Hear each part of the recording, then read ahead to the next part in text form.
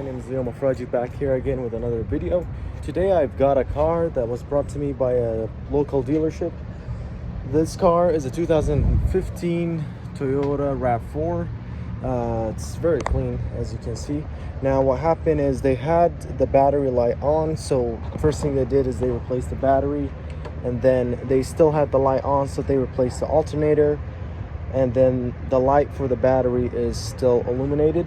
So they brought the car here. So I'm going to teach you today how you can diagnose it through certain ways to see what is actually wrong with your car. I already know what's going on with this one, but I'll keep it last, so you can skip through the video if you want to see how I solved mine, but I'll show you each step so you can actually figure it out. The thing that you should test is basically your battery.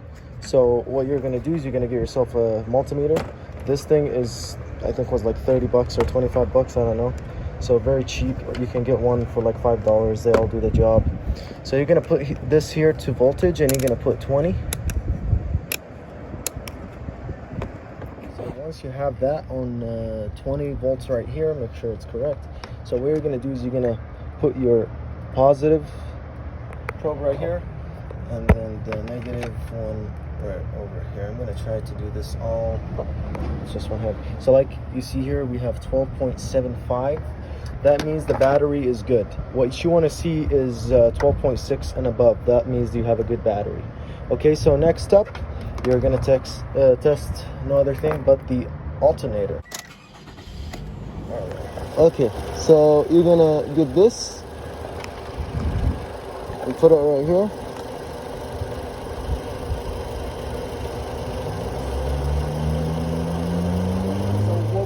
What we had here was 13.7. What you want to see is 13.7 to around 14.7 or 4. I gotta check, but I know that it's nothing below 13.7, and that means you have a good alternator.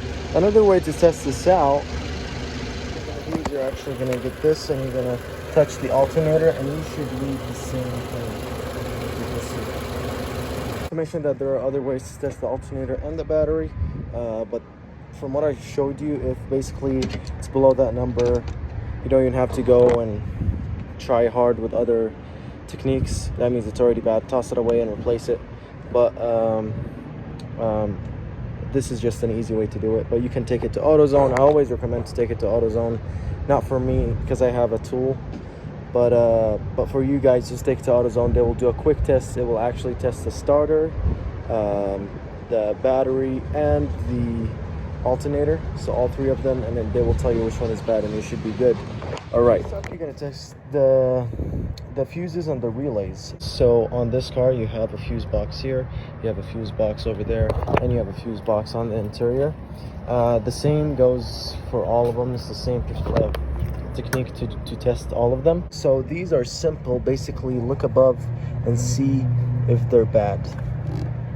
Okay, so they're good.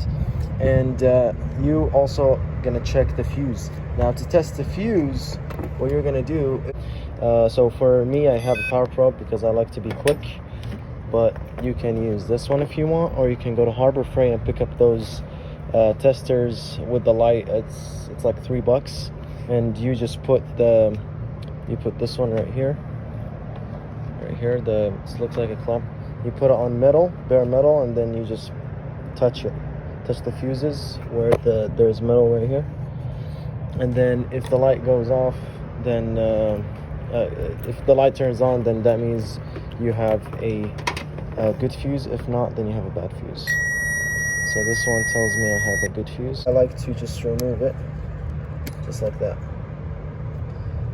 and you just put it back on just like so.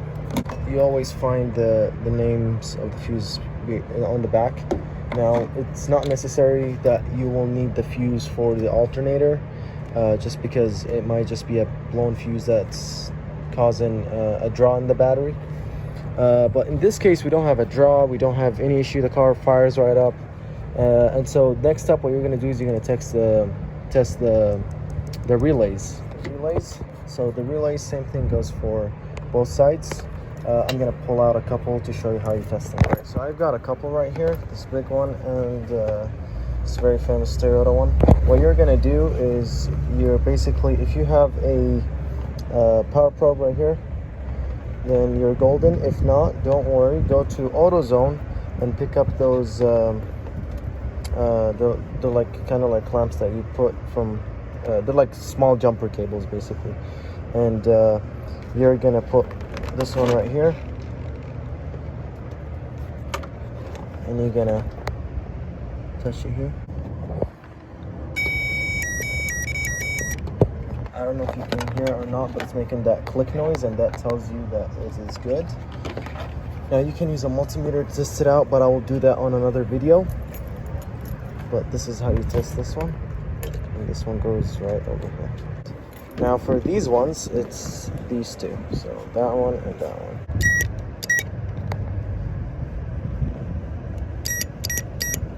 Okay, so this one's making the click noise too, which means it's operating very well. I'm gonna go ahead and put that one back as well. So next up, what we're gonna do is we're gonna do a battery draw test to see if it's getting drained. Something is causing it to be drained on the inside. So just close the door, make sure all the lights are off. I actually do like to lock it, but it should be fine just now. So the way to do this is you're gonna loosen the negative terminal, wiggle it, and take it off.